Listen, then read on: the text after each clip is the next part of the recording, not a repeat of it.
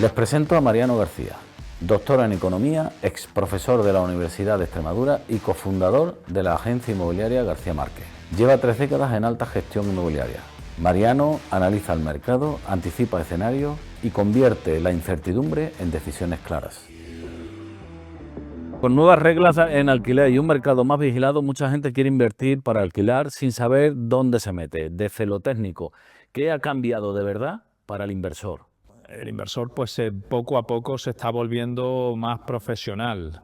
Nosotros es un asunto que desde hace muchos años siempre se lo decimos a los clientes propietarios de viviendas para el alquiler. Es decir, mira, esto es un negocio. O sea, alquilar una vivienda es un negocio y lo tienes que entender como tal. Entonces, requiere, no mucha, pero requiere cierta gestión. Es decir, no, yo alquilo la casa y no quiero que me llame el inquilino nunca, no quiero saber nada de la vivienda. Eso no funciona, eso no es así.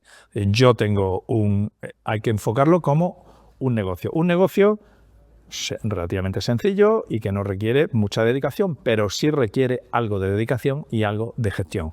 Tú tienes un negocio donde tienes un activo, que es tu vivienda, y tienes un cliente, que es tu inquilino. Mientras mejor es la vivienda, mejor es el inquilino. Y tú tienes que atender ese negocio. Entonces, no solamente es cobrar a principio de mes, no. Oye, tienes que mantener más por mantener tu activo inmobiliario en buenas condiciones. Tú tienes que tener atendido tu vivienda, tú tienes que tener atendido tu cliente, que es tu inquilino, que te está pagando una renta, que es su casa, que está utilizando su casa normalmente como su vivienda habitual, y todo eso pues requiere un mínimo de gestión y de dedicación y de mantenimiento. Entonces, con esa mentalidad, pues es como hay que enfocar el negocio, porque es un negocio del arrendamiento de una vivienda. Defíneme de alguna manera lo que sería una buena inversión en una frase. Una buena inversión inmobiliaria, en una frase, pues una vivienda que te genera una rentabilidad y que poco a poco va teniendo también una plusvalía latente. ¿Qué gastos se olvidan casi todo el mundo a la hora de hacer cuentas? A ver, aquí nosotros les recomendamos a los clientes siempre que echen 2 cuentas. Una, como se hace también, es que es el mismo caso de si vas a montar un negocio. Es decir, rentabilidad bruta. La rentabilidad bruta es muy sencilla de calcular. ¿Cuánto me ha costado la vivienda y cuánto voy a recibir en alquiler? Si lo quieres periodificar, lo suyo es calcularlo por tasa de rendimiento anual. Es decir, ¿cuánto me pagan al mes? Lo multiplico por 12 meses, que es lo que cobro de renta en un año, y lo divido entre el coste, el precio que me ha costado la vivienda. Y eso me da la rentabilidad anual. Vale, esa es la rentabilidad bruta. Ahora vamos a calcular la rentabilidad neta. ¿Y esa cómo se calcula? Pues de todos esos ingresos que yo recibo vía renta, las 12 mensualidades de renta al año, tengo que restar una serie de gastos. Tengo que restar lo que pago de comunidad, tengo que restar lo que pago, si pago yo la contribución urbana, el impuesto de bienes inmuebles, lo tengo que restar. Tengo que restar también un porcentaje de deterioro de la vivienda, porque siempre va a haber que reponer determinadas cosas o va a tener que hacer de vez en cuando ciertos mantenimientos de la vivienda. Lo suyo es, o si lo tienes exactamente calculado, o si no, calcular un porcentaje. Tienes que calcular, en definitiva, todos los gastos asociados al mantenimiento de esa vivienda, incluido también, pues, una estimación de que lo vas a tener vacío con 15 días por año, porque desde que se te va un inquilino hasta que te entra otro siempre pasa un mes, 2 meses, entonces esos huecos que tienes pues son espacios en los que no estás percibiendo la renta. Y suma todo lo que pagas de seguro, si te haces cargo de algún suministro, si te haces cargo, ahora hay una tasa de basura que también resta ahí, todas esas cuestiones te restan de tu rentabilidad neta. Ahora mismo el mercado ofrece, a pesar de que el precio de la vivienda en Badajoz ha subido, pero Badajoz sigue siendo y encabezando la lista de capitales de provincia que ofrecen una mayor rentabilidad en el caso de los alquileres. Comprar una vivienda en la ciudad de Badajoz o en la ciudad de Cáceres para alquilarla es una inversión actualmente muy rentable. ¿Por qué? Porque el importe de los alquileres ha subido y, sin embargo, el precio de compra sigue siendo bastante contenido en el conjunto de España el precio de la vivienda, tanto en la ciudad de Cáceres como en la ciudad de Badajoz, sigue estando en la parte casi de las últimas de la tabla. Pero, sin embargo, los importes de los alquileres están más cerca de la media española que el precio de compra, con lo cual estás comprando por debajo del precio medio de España y estás alquilando muy cerca del precio medio. ¿Eso qué te da? Te da una rentabilidad muy interesante. Riesgo técnico del inmueble. ¿Qué señales te hacen descartar una compra? Hablando de inversión pura y dura, a ver, como toda inversión, te tiene que gustar lo que estás comprando.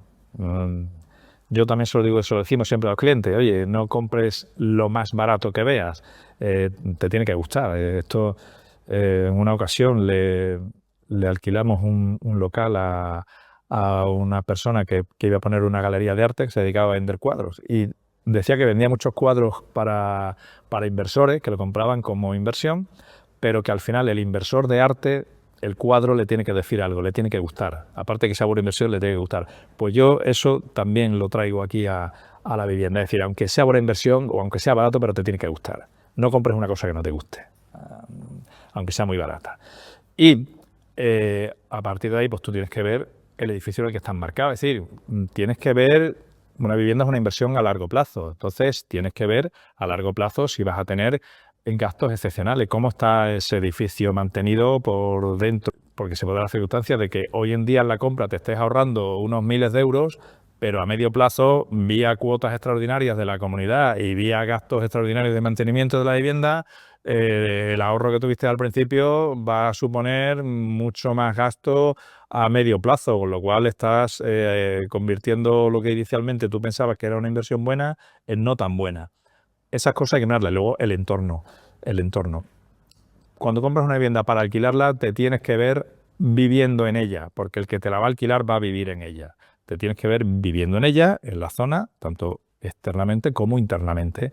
Y también tienes que preparar la vivienda para que el que llegue la vea como su hogar. Si es como inversión pura y dura, hay que mirar muy detenidamente posibles gastos extraordinarios del futuro, las sorpresas. Pues ahora hay que cambiar el ascensor y yo no me lo esperaba, o hay que pintar la fachada, o hay que hacerle un mantenimiento del edificio y de pronto pues hay una derrama extraordinaria de unos miles de euros que acaban con la rentabilidad que yo tenía pensado para mi vivienda que había comprado para alquilarla y la había comprado como inversión. Contrato y legalidad del alquiler, sin entrar en códigos. ¿Qué puntos son críticos para no tener problemas?